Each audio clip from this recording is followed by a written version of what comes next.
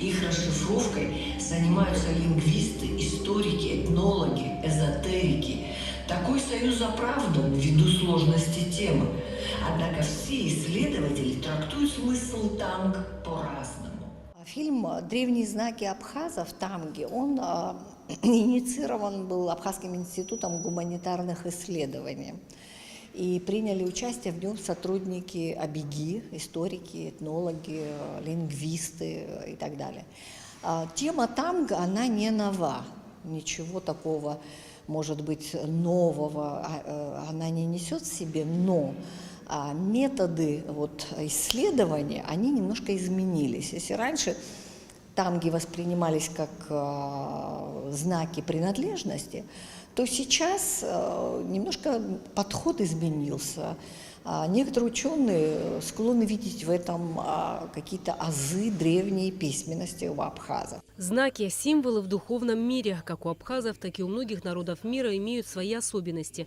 В древнем цивилизованном мире они были частью исторического развития человечества. Есть множество фактов, свидетельствующих о том, что на протяжении тысячелетия существовала традиция печатки, как разновидности роли знаков. Фильм снимался около 3 месяцев, он был непростой совершенно, этот фильм. Но мне кажется, что каждый найдет в нем что-то интересное для себя, свое. Может быть, это натолкнет и нашу молодежь идти дальше, потому что очень много белых пятен в истории Абхазии, которые можно и нужно изучать.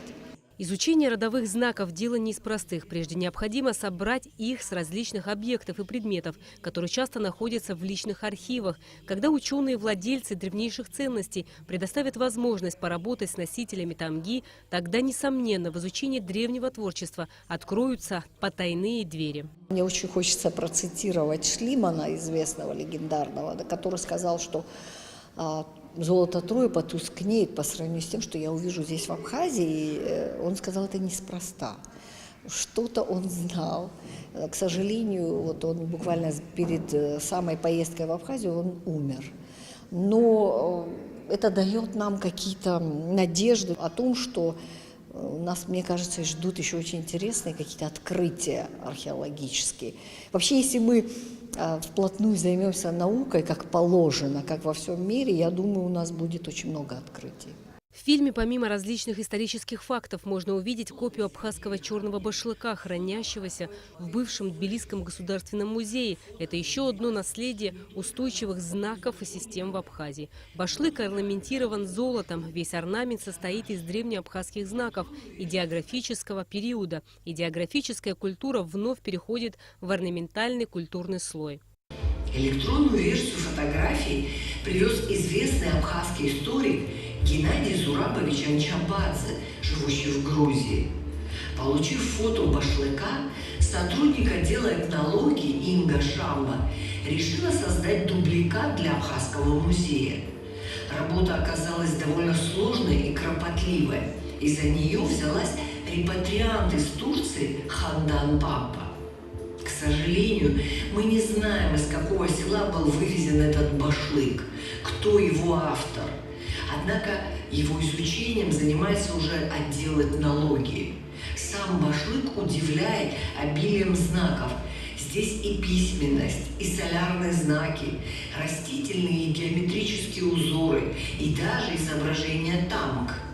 Абхазский аналог тамги, адамыга в современном абхазском языке, это слово употребляют для обозначения человека неловкого, неуклюжего, часто с физическими изъянами. И все же, откуда взялось слово тамга? Особый знак, родовой тавра, обозначающий принадлежность. Можно привести простейший пример прочтения знаков. 4 вертикальные линии, молния, дождь, река, звезды, восход. Складывается следующий текст.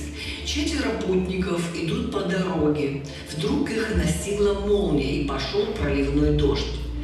Ночь провели на берегу реки, а на второй день зашло солнце и день был прекрасным.